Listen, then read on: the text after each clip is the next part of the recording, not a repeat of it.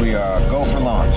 5. Quiet, numbskulls, I'm broadcasting. Anything can happen in the next half hour. 4. My friend, we cannot keep this a secret any longer. This whole thing is insane. 3. Quiet, please. I am analyzing. Where's the kaboom? 2. There was supposed to be an earth-shattering kaboom. 1.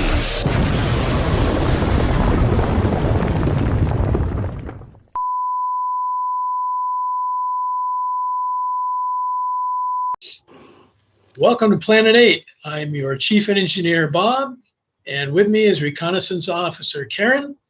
And we're here with a brief message to let you know that we are running some best of Planet 8 episodes. Planet 8 itself is going on a short hiatus, and Karen will explain what's going on there. Thanks, Bob. Yep, we're going to take a short break.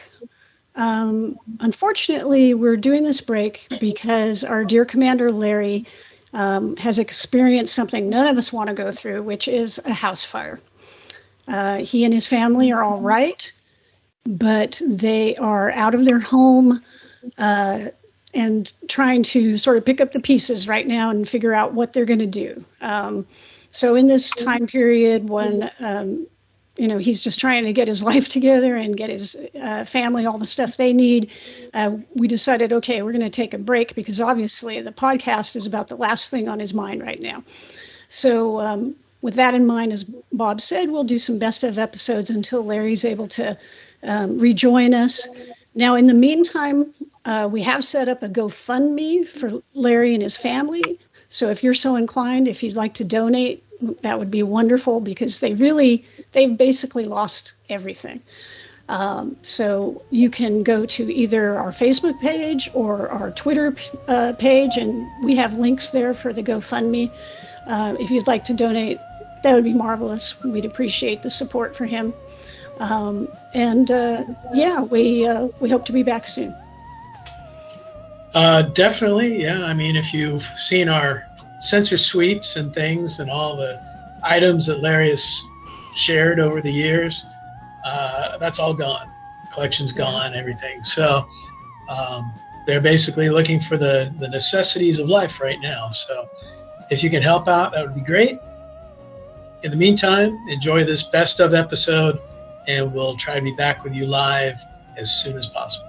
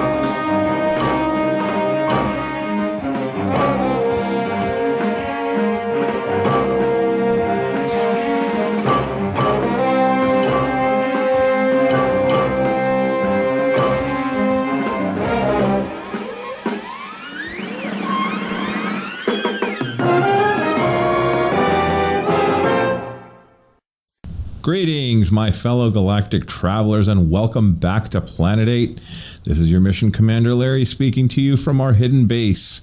By my side, as always, is Chief Engineer Bob, and via interocitor circling Planet 8 and our orbital spy satellite is Reconnaissance Officer Karen. Today's episode brings us to a discussion about Kolchak, the Night Stalker. Straight away, we're going to kick it over to Chief Engineer Bob. Bob, for those that are not in the know, who and what is Kolchak, the Night Stalker?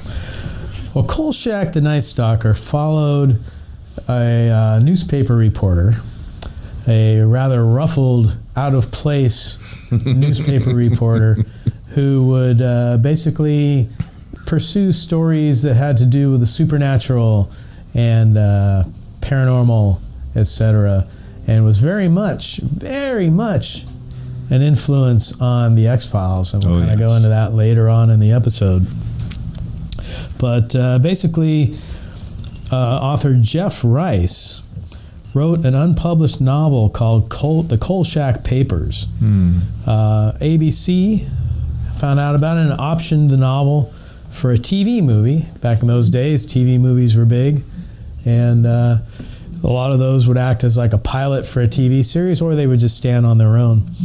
But they optioned it off, and Richard Matheson, who was a very prolific writer, everything from I Am Legend to Zuni Fetishtal and Trilogy of Terror, and quite a few other short stories that became TV shows and TV series and movies. Anyway, he adapted the script into a TV movie, and then Dan Curtis, who also did Dark Shadows Of Dark and Shadows the Trilogy fame, of that's Terror, right. he produced it with John Llewellyn Moxey directing. And it aired basically on January 11th, 1972, and got huge ratings. 33.2 or 54 share, meaning like 54% of the people who had their TVs turned on that night had them turned on to Kolchak the Night Stalker. That's impressive. So at that point, ABC had Matheson write a second movie, which was The Night Strangler, and that one aired and also got ratings well enough to basically start the TV series, which was called The Night Stalker for about the first 4 or 5 episodes, and then it became Kolchak the Night Stalker, starring Darren McGavin. Yeah, the first 2 movies, The Night Stalker, which was a vampire, and The Night Strangler, which was actually Richard Anderson from $6 Million Man, Oscar Goldman. That's right. Playing a aging/ageless person who had to basically kill people and right in the moment of their death extract a vial of blood to keep him going. But so going back to you guys, did you even watch any of this when you were younger? Oh yeah, I remember.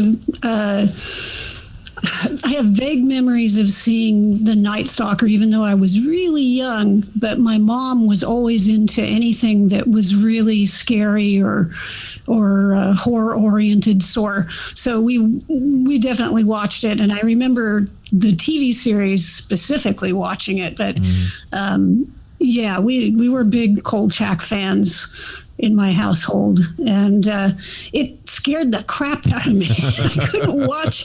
It's funny going back now, and watching these episodes because, they just don't have the same impact. But as a kid, this stuff was really disturbing, especially watching it at night. It's the lights are off or whatever. It was all really pretty creepy stuff, and I have to really tip my hat to Darren McGavin because I think he sold it really well. Oh yeah. He was not. Kolchak was not, a Indiana Jones type or anything like that. He was just as scared of everything as the audience, so it worked really well. Yeah, that's true. I, in our household, during the day, they would have reruns of Gomer Pyle or I Dream of Jeannie. So we'd watch, these television shows, but they were in black and white, and it was prime time that the stuff was in color. I don't remember the first 2 films. I watched those later in life, but I remember the series. My mother's youngest brother, Uncle Gary, would watch, not the Twilight Zone, what was the Night Gallery. And the Night Stalker, and he'd let me watch too. He's like, "Here, you want a cigarette and a beer too?" And I'm like, "No, I'm good." But it was a lot of fun watching them as an adult, like the one where the headless horseman, he's on a motorcycle, and it just looks so poor. I mean, the costume is just terrible. You can tell there's a man under it. The upper torso is about 4 feet tall, but at the time you're watching it, and it's just one of the greatest things ever. So good memories watching it. Bought the DVD. I'm lucky enough to have the DVDs. So every once in a while I'll go back to the Night Stalker universe. How about you, Bob? When did you... Well, I think, like you, I think I discovered the movies later on, but I was watching the TV show when it first came on, and watched it religiously every week. And some of it doesn't really hold up. However, I think one that definitely does is the zombie episode, which was titled simply Zombie. And of course, this was not your George Romero or Walking Dead or whatever type zombies. These were, the old voodoo type zombies. Right. But just him. If you guys haven't seen, spoiler alert, but yeah, that's right. Him just in the junkyard, and he finds the zombie like laying in the back of a I think it was a hearse or an ambulance or whatever, and having to sew up his mouth, like pour the salt in the mouth and sew it up, and then the eyes open, and he screams and jumps out, and it's like. And again, I've watched that recently, and it still holds up. I mean, it's a pretty creepy, eerie episode. I agree. And the voodoo lady, Kolchak, shaking the bones. The and whole time he's trying to do that, she's sitting there trying to curse him and everything else. So works on many levels. Yeah, no, I agree, and it's funny, and we talked about this with Lord Bloodraw before in some past episodes, the difference between a ghoul and a zombie, and how the Romero film changed ghouls into zombies and zombies into ghouls. The zombies, that we'd think about were the Haitian zombies and, the servants of the living but this went back to its roots of what a zombie was. And it just, I think you're right. I think it still holds up today. Better than the Headless Horseman episode. Better than the Chopper. Although I love that episode with Chopper because, all right, take the suit or the costume or whatever out of it. Right. It's just a cool episode. They're all cool. And then what works for me too is there was a 70s vibe with the music that they would use, whether it was a synthesizer or what, that really freaked me out as a kid. Same could be said about In Search Of, the Nimoy series. They'd, play that really weird music, and it just added to the ambiance of the thing. What's kind of interesting, I read a little tidbit, which... I don't know. It's on the internet, so maybe it's true, maybe it's not. But concerning some of the incidental music in the episodes, they said that it was actually, some of it was recycled from the Gene Roddenberry movie, The Questor tapes. Really? Yeah. Oh, that's it was the same composer, right? Gil Millet? Yeah. And that he also put together the Kolchak theme in like 20 minutes, which he must have been a very talented guy, because I thought that was a really good theme song.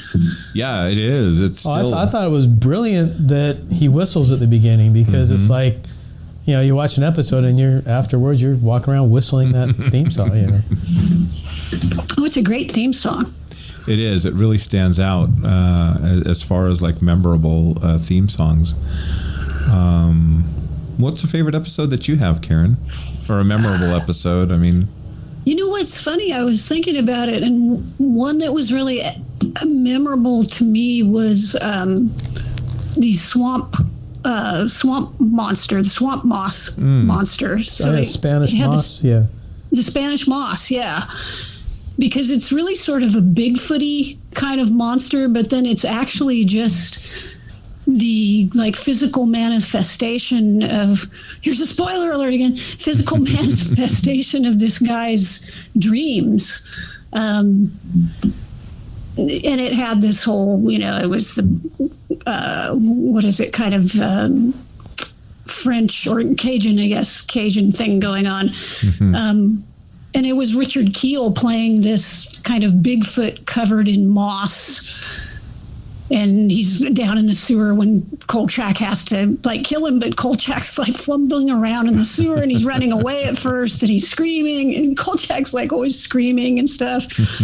And then he kills him by sticking him with this little stick. I don't know, it seems kind of ridiculous, but at the time it's holy crap, get away from that thing, And it was just really, it was it hit all the right things. It's just so 70s at the time, right? Because it hits the whole Bigfoot kind of thing, supernatural. all that stuff. Well, it's one of the most 70s series, that's for sure. Oh, definitely. Let me go to Bob. For those not in the know, Richard Keel, famous for, please give us a couple of his... going back to Bay Area film events, we had Richard Keel as a guest at our James Bond show. Yep. Our 007 License to Thrill show, because he played Jaws, the giant villain with the gold teeth in The Spy Who Loved Me and Moonraker. Mm-hmm. And back then, he was telling us stories because back then he was in Kolchak, he was in Bewitched, he was in The Monkees, he was in like quite a few. Twilight Zone, very famous. He was in the To Serve Man. To Serve Mankind. That's a cookbook. He was in quite a few things. I guess whenever they needed somebody big and tall, it was either him or Ted Cassidy, one of the two. And Ted Cassidy played Lurch. there you go, from Addams Family. That's right. And Rock in Star Trek. Star Trek, that's right. Yeah. Mm-hmm. Yeah, Richard Keel was in several episodes as creatures in Night Stalker. Interesting. Yeah. But you talk about the feel of the show and all that. Basically, you had people writing like Robert Zemeckis wrote for that. Oh, that's interesting. Yeah, Bob Gale wrote the Chopper episode. Huh. So, these are people that went on, David Chase worked on it as a story editor in quite a few episodes. And he was credited, David Chase basically created The Sopranos, but he was basically credited for a lot of the humor and personality that was in the show. Okay. So, they had some pretty damn talented people working on that show. So, say what you will about the creature or the monster of the week or whatever, what the effects looked like or whatever, but you had some very talented people working on those scripts and bringing Kolchak and Vincenzo and everyone else to life. Yeah, that's true. And I love Vincenzo. Simon Oakland. Yeah, he was a great protagonist to Carl Kolchak. And he was in both of the movies as well. I was going to say, let's go back to the movie because I haven't finished Night Strangler, but Night Stalker, that was that could have played theatrically, I would think. But, for whatever reason, it was movie of the week, and according to our chief engineer, did Boffo with the ratings. I really thought the portrayal of the vampire was good. It wasn't like a bleh, I'm Dracula. He drove a car. I'm like, wait, that vampire's driving a car. Did they do that? Yeah, it was interesting because he did seem like a serial killer, but it makes sense, right? It's like, well, he has to adapt to modern times, or like when he was robbing the blood bank, right? Right. Yeah. That was pretty cool. And he was smart. He tried to keep that one gal alive so that he could just have a constant supply of blood whenever there was a lull or whatever. Well, the whole thing about that is I don't think Kolchak was really Kolchak yet. No, he was, because he was fairly serious. He had a girlfriend and everything else. Right. And, once the series hit, he was more kind of the guy out of place in any situation, whether it's a crime scene, right, or whether it's a press conference or whatever. He's always the guy that sticks out like a sore thumb and is out of place. But not just because of his bad suit. The old seersucker suit. And we'll kind of get into that too in a little bit. There's a couple of things with that, but yeah, he was kind of more, I don't know, kind of debonair in that first movie. He was.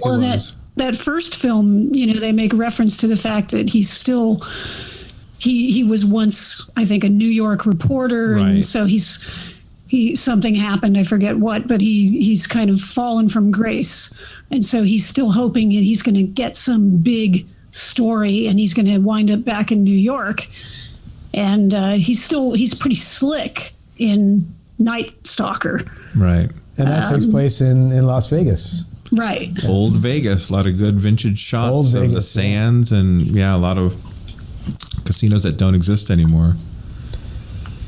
So then he leaves Vegas He gets run out of Vegas. And then we go into Night Strangler. And he winds up in Seattle. Yeah. That was a lot of fun. I've been to Seattle, but I never toured the underground. They have tours of the underground of Seattle, the city below the city. And some of the episode takes place down there, and that was pretty cool. Well, that's where the Strangler's lair is. Right. Mm-hmm. But I guess I haven't been on the tour of the underground either, but supposedly it was a little enhanced underground. Oh, for the production. They shot down there, but there was some sort of enhancements that were made for the movie. Now, when the series got picked up by ABC, they redid the vampire story, didn't they? Wasn't that one of the episodes that they picked up on? It was a shorter version of it? Well, I think they did a vampire episode, but I don't think it was a remake per se.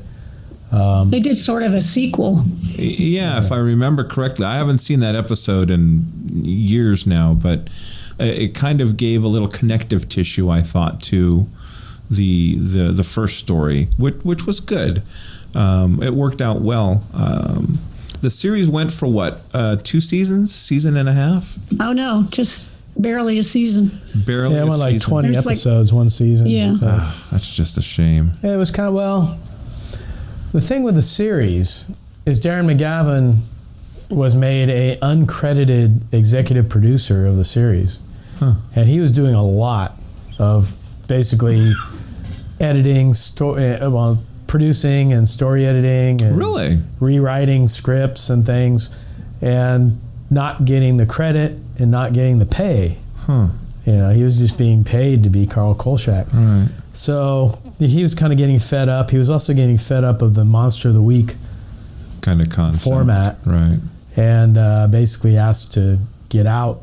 And plus, the series started at like 10 p.m. on Friday nights, which is kind of the, no pun intended, the graveyard of TV shows. And, it did so-so, and they moved it to 8 o'clock. But still, if you're trying to do a series that basically is aimed at the younger audience, I don't mean kids, I mean, basically the teens and 20s and 30s, you're not going to want to put it on at 8 o'clock on a Friday when they're all out. Yeah. So, the ratings were just not there, and it ended up going by the wayside, unfortunately, after like 20 episodes. Yeah, it's too bad. I was going to say I have the box set, but it's not that big of a box set. So one of these days I'm going to run through and just binge through it. God knows there's a ton of things I need to binge through. But well, it was on MeTV for a while. I think it probably still is, but... really? Oh, yeah, well, it was Sunday nights on MeTV. They had Kolchak. Oh, that's right. Then yeah. Well, let me ask you guys this: as far as the bringing the Night Stalker back, it was short-lived on ABC. Did you guys watch that? Unfortunately, I watched a few. Yeah, that was 2005, and Frank Spotnitz, who was actually one of the producers on the X-Files, brought it back, and did not understand the character at all. I mean, basically, this guy wasn't out of place anywhere. He wore, the latest clothes. He had instead of having a beat up old yellow Mustang, he had a brand new orange Mustang, and he had a really nice house with a whole, all glass up on the hill in LA, looking over the landscape. And it was not Carl Kolchak. Carl Kolchak in name only, and the ratings were terrible. It lasted like 6 episodes and went off into God knows where. I don't even think it's available anywhere. I don't think so either. But like I say, Chris Carter of the X-Files was such a big Kolchak fan that he wanted to bring Kolchak into the X-Files, and he couldn't work out with MGM to get the rights. So he ended up bringing Darren McGavin in as sort of the father of the X-Files. He was like an retired FBI agent that supposedly started the X-Files. Mm-hmm. And so even in the latest X-Files incarnation. They had one episode where a character was dressed in the old seersucker suit and hat, just like Kolchak, basically to tease fans, because when they had the preview for that episode at the end of the previous episode, you saw Kolchak in a graveyard. You thought, holy crap, Carl Kolchak's back next week. And it was just some other character with the same clothes. But the fact that he was such a fan, and then one of the guys that worked with him went and got the chance to make a series based on Kolchak the Night Stalker, and blew it to such a degree that they did. It's really disappointing. It's a shame. It's a shame. Yeah. Did you catch the remake at all, Walker? No, I mean, I saw the ads for it, and just based on that, I kind of felt like I didn't want to see it.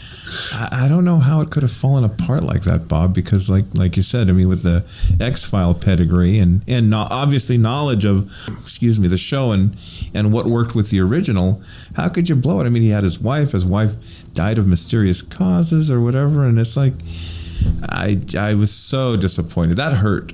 It actually hurt. It's like, I'm glad they took it off the air.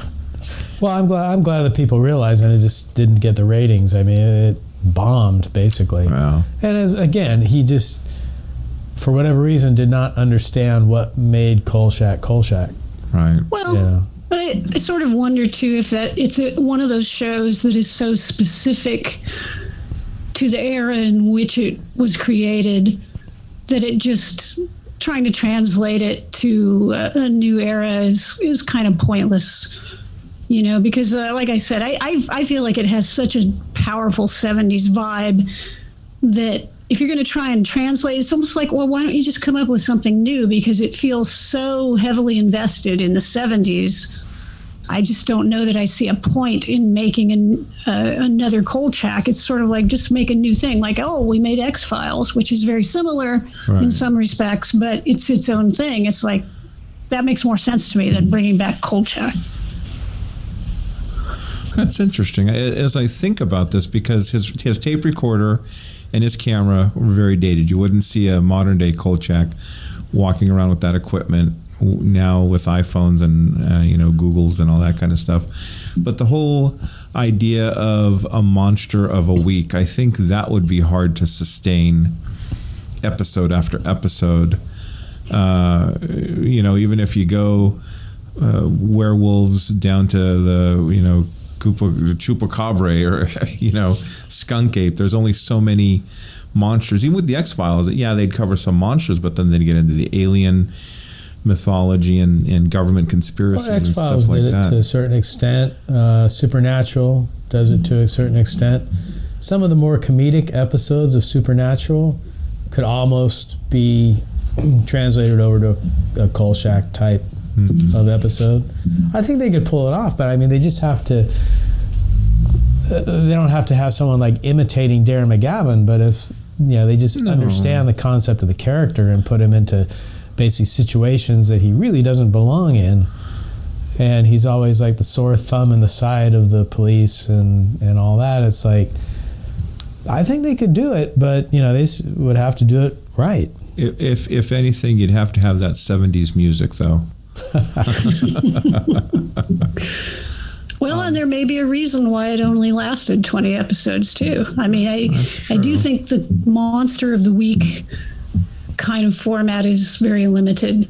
Yeah. Maybe if Kolchak had some sort of antagonist or a group or something that he was pursuing rather than just, but then that kind of goes against, like Bob is saying, well, he just kind of falls into stuff. Yeah. So if he was actively pursuing things, does that change the character so much that it's not really the concept that you're starting with?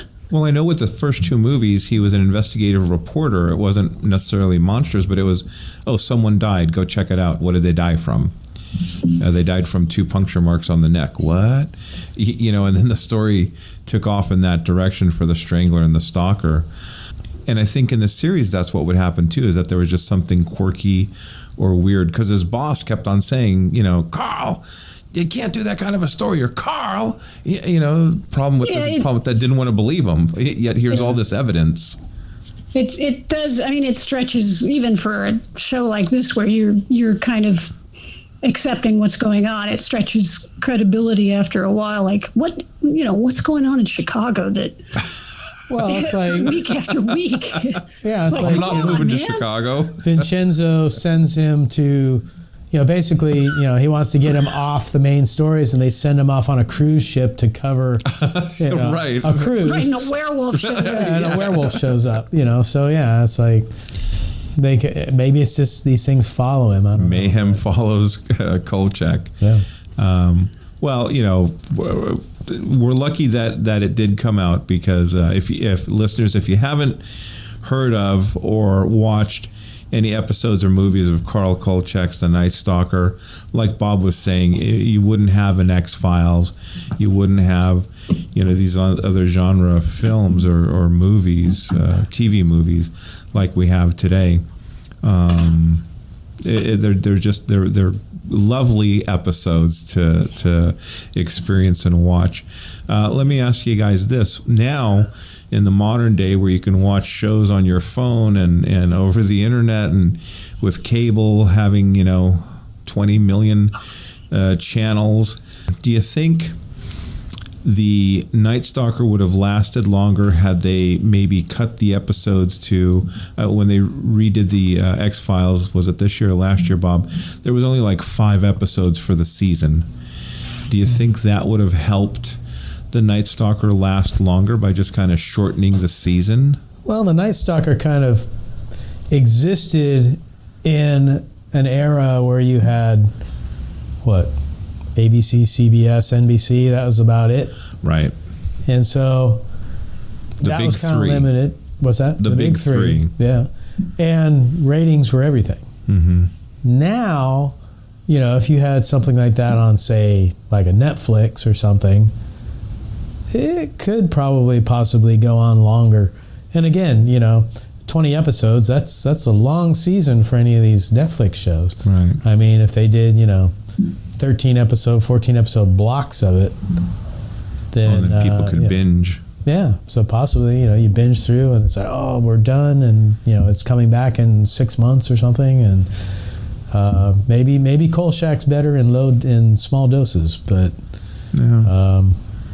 What do you think? It's just such a product of its time, is the thing. Yeah, I was going to say it's probably a product of its time. What are you thinking, Karen? Yeah, I mean, it's the format back then was always 20-some episodes. So I don't think you can really think about it outside of the time frame. You wouldn't fly back then. I mean, if somebody was watching it now, I don't know that you could binge more than like 4 or 5 at a time. It's a product of its time, maybe its era. What I want to know is, where do you guys think Kolchak ranks in the ranks of monster hunters? So you have your Van Helsings, and you have your Winchester Brothers, and all these other people who go out and hunt down monsters. Where does Carl Kolchak deserve to be ranked amongst all the great monster hunters? Mr. Bob, you want to take that, or you want me to take it? Well, when you think of Van Helsing, you basically think of Dracula, except for, recent movies where he's more of a superhero and he goes up. Let's not talk about the crappy ones. Yeah. So I would say, let's put Van Helsing aside. He's just basically a protagonist for Dracula. And, like I say, I've mentioned it before. I've been with Supernatural all 14 seasons since episode 1. Haven't missed one. Watch it every week. So there is a place in my heart for the Winchesters. There's also a place in my heart for Mulder and Scully. Mm-hmm. So, I would put Carl Kolchak, personally, I'd put him close to the top. I've always been a Kolchak fan, and I just think Darren McGavin's portrayal is just spot on, for the character and what he was supposed to be. Definitely, I'd put him near the top.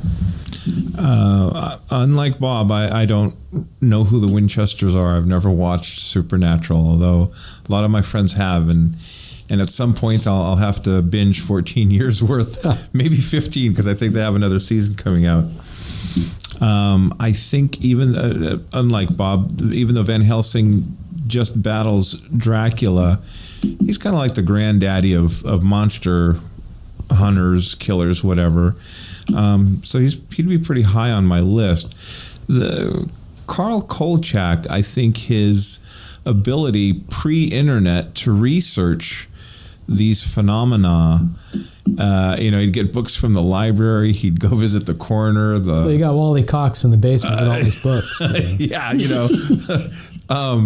I give him high points for trying to figure out how to deal with, an Aztec demon or a witch or a werewolf, or he figured it out and did the best he could with zombies and the lot. So he's up there too. I wouldn't say he was as fearless as Van Helsing, but he was very resourceful.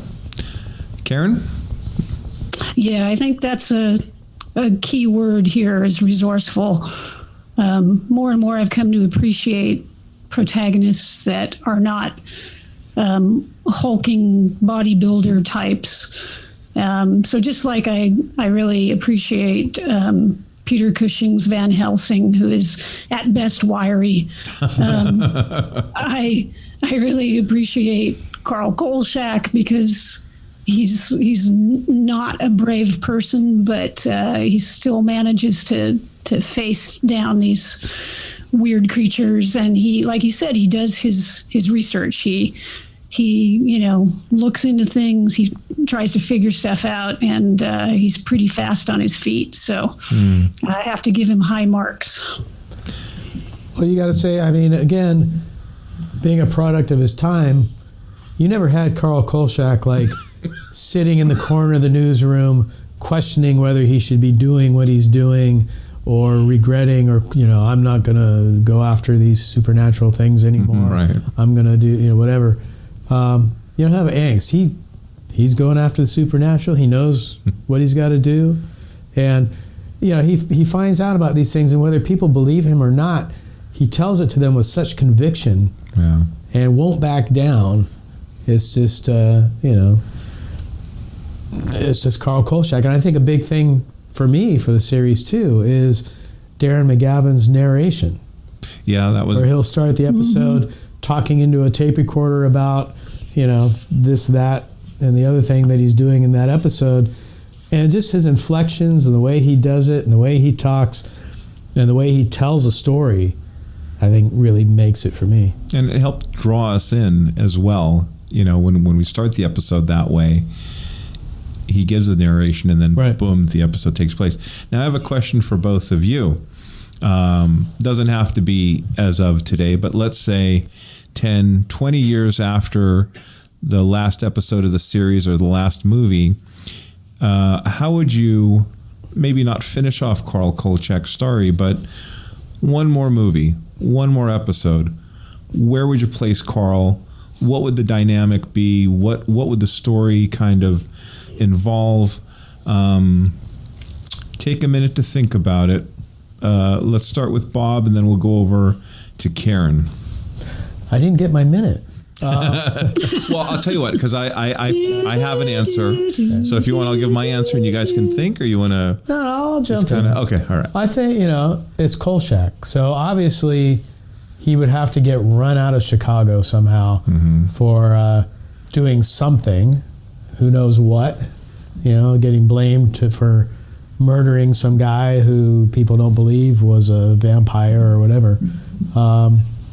And of course, Tony Vincenzo would have to be run out with him out there in the yellow Mustang, driving off to somewhere else, God knows where, to some other city, to work for another newspaper. Okay, all right, cool. Karen, I guess I would ideally have liked to have seen it somehow connect to X-Files. It just it just seems like a natural connection. But I don't know, maybe if that doesn't work, then I'd just like to see Kolchak. I guess it takes place in the 70s, so let's just go 20 years later, and he's discovered the internet, and he's putting all his stuff out on the internet, and he becomes an internet celebrity, and then winds up going to a lot of UFO and other conventions, and finally people regard him with esteem, and his life comes to a very happy ending chapter. Conclusion. Well said. Well said. This might not be popular, but I was thinking I would have had the brother or sister, whatever, of the vampire from the first movie find Carl, bite him, and turn him into a vampire, that Carl actually becomes one of the creatures of the night. God. And during the whole narration of the movie, I mean, it doesn't happen until the end. You're like, wow, okay, this is, what's happening. What? He got bit. But he's not a bad vampire. I mean, he tries to get blood from blood banks and stuff like that. I would have put Carl in that kind of a story. Well, then he could be hunted by the Winchesters. Oh, there you go. That ties into the.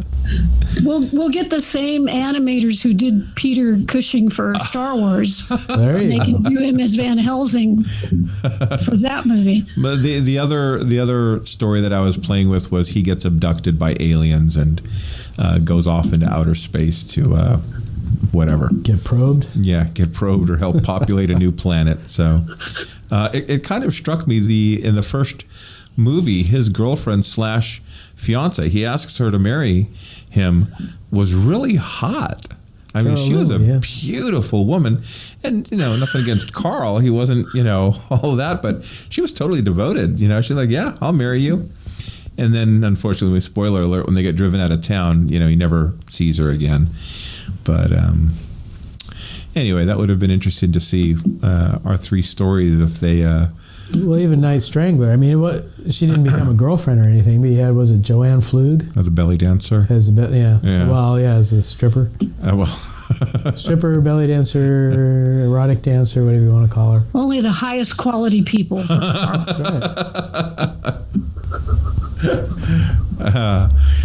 Well, ladies and gentlemen, this brings us to the conclusion of this episode of Planet 8.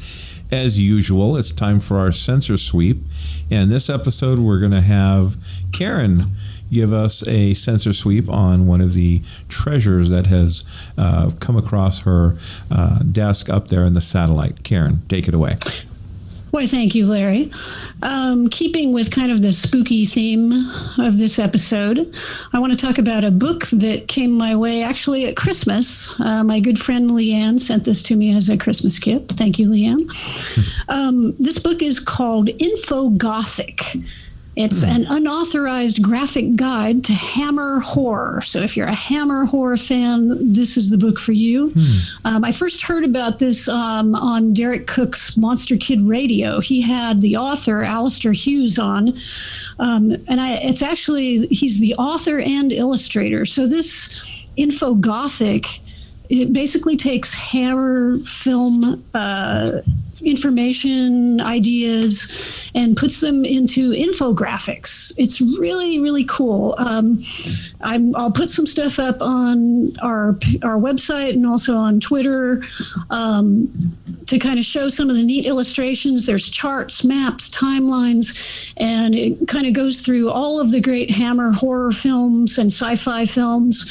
There's things like timelines for the different Frankenstein movies that are illustrated. And he also goes into the connections between Hammer films and like Universal horror films. There's a really neat chart that shows all the different types of mummies from both Universal and Hammer, different werewolves. And it's really brilliantly illustrated and great colors and it's really hard to describe because it's so cool. So it's available on Amazon if you're interested. It's $25.99. Again, it's called Infogothic. So I'll put that up when we load up the show, and I hope people check it out because it's one of a kind. Sounds cool. Definitely. On that note, this will conclude this transmission from Planet 8. We would like to thank all of our intergalactic audience for listening.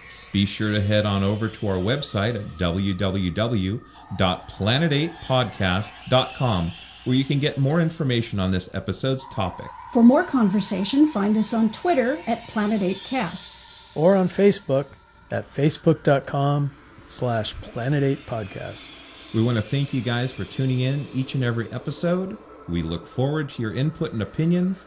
Until next time, this is Planet 8 signing off. End transmission.